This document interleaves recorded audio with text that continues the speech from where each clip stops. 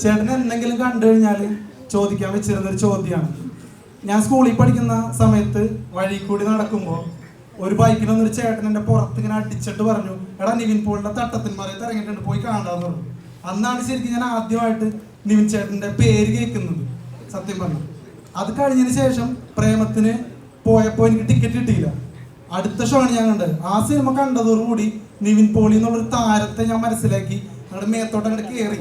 എന്നിട്ട് ഞാനവിടെ ഫാനായി മാറി. എന്നിട്ട് ഫാൻസ് അസോസിയേഷൻ തുടങ്ങാൻ വേണ്ടിയിട്ട് ആദ്യമായിട്ട് ഞാനൊരു നടൻ്റെ ഫോം ഫില്ല് ചെയ്യാം, അസോസിയേഷനിലുള്ള സംഭവങ്ങളൊക്കെ ആൾക്കാരെ കൂട്ടാനുള്ള പരിപാടികളൊക്കെ ചെയ്ത് തുടങ്ങി. പക്ഷെ അതെന്തുകൊണ്ട് വർക്കൗട്ട് ആയില്ല. പിന്നെ ചേട്ടനൊരു ഡൗൺഫോൾ വന്നു കരിയറിൽ. അപ്പോൾ കുറേ പേര് എന്നോട് പറഞ്ഞു, നന്നായില്ലേ അസോസിയേഷനിൽ ചേരാതിരുന്നത്, കാരണം അങ്ങനത്തെ ഒരു സിറ്റുവേഷൻ ഫേസ് ചെയ്യേണ്ടി വരുന്നല്ലോ. പക്ഷെ പിന്നെ ഈ സർവ്വമായയിലൂടെ ചേട്ടൻ്റെ ഒരു തിരിച്ചുവരവ് നടന്നിരിക്കുകയാണ്. ശരിക്കും പറഞ്ഞാൽ നിവിൻ പോളി തിരിച്ചു വന്നടാ എന്നുള്ള രീതിയിൽ ഞങ്ങളെപ്പോലുള്ള കുറേ പേർക്കാണ് ഭയങ്കര സന്തോഷമായത്. ശരിക്കും പറഞ്ഞാൽ കുറേ നാളായിട്ട് ഡെസ്പായിട്ടിരിക്കുകയായിരുന്നു നമ്മളൊക്കെ.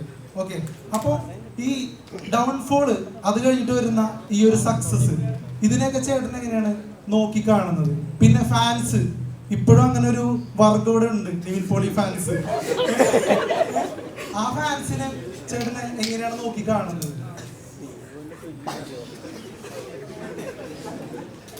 അല്ലാതെ എനിക്ക് തോന്നുന്നു എല്ലാ നടന്മാരും എല്ലാ നടിമാരും അല്ലെങ്കിൽ എല്ലാ ടെക്നീഷ്യൻസ് സിനിമയിലുള്ള എല്ലാവരും കടന്നു പോകുന്നൊരു ഫേസാണ്. ഒരു കയറ്റങ്ങളിലൂടെ ആയിരിക്കും കടന്നു പോകുക. അപ്പോൾ എനിക്ക് ഉയർച്ച ഉണ്ടായിട്ടുണ്ട്, താഴ്ച ഉണ്ടായിട്ടുണ്ട്. അത് നല്ലതാണെന്നാണ് ഞാൻ മനസ്സിലാക്കുന്നത്. നമുക്കൊരു പ്രശ്നങ്ങൾ വരുമ്പോൾ അല്ലെങ്കിൽ ആ സമയത്ത് നമുക്ക് എന്തൊക്കെ ചെയ്യാൻ പറ്റും, എന്താണ് അതിന് പഠിക്കാൻ പറ്റുക, എന്താണ് നമുക്കത് ഇമ്പ്രൂവ് ചെയ്യാൻ പറ്റേണ്ടത്, ഇതെല്ലാം ഞാൻ ചിന്തിച്ചുകൊണ്ടിരുന്നത്. ചിലപ്പോൾ സ്ക്രിപ്റ്റ് സെലക്ട് ചെയ്യുന്നതാണോ അല്ലെങ്കിൽ ടീം സെലക്ട് ചെയ്യേണ്ടതാണോ, അങ്ങനെ പല പല വിഷയങ്ങൾ അതിനകത്ത് വരാം. സർവമായ ദൈവാനുഗ്രഹം കൊണ്ട് അത് പ്രേക്ഷകർ ഏറ്റെടുത്തു. നമ്മൾ ഇത്രയും വലിയ വിജയമാണെന്ന് വിചാരിച്ചൊരു സിനിമയൊന്നല്ല സർവമായ. പക്ഷെ അതിൻ്റെ ഒരു റൈറ്റിങ്ങിൻ്റെ ക്വാളിറ്റിയും അതിൻ്റെ ഒരു മേക്കിംഗ് ക്വാളിറ്റിയും എല്ലാം പ്രേക്ഷകർക്ക് കണക്റ്റായി, അവർക്ക് ഇമോഷണലി ആ സിനിമ കണക്റ്റായി എന്നുള്ളതാണ് ആ സിനിമയുടെ വിജയം. അത് വിജയിച്ചപ്പോൾ സത്യം പറഞ്ഞാൽ ഭയങ്കര സന്തോഷം തോന്നിയിരുന്നു. അപ്പോൾ അത് കഴിഞ്ഞ് നമ്മൾ ബേബി ഗേൾ ഇറങ്ങുകയാണ്. അപ്പോൾ ഈ സിനിമയും വിജയിക്കട്ടെ എന്ന് തന്നെയാണ് ഞാൻ ആഗ്രഹിക്കുന്നത്.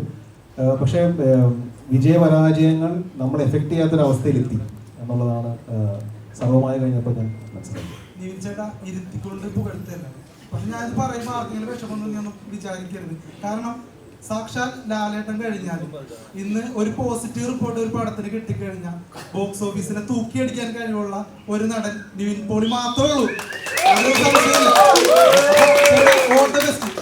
Thank you.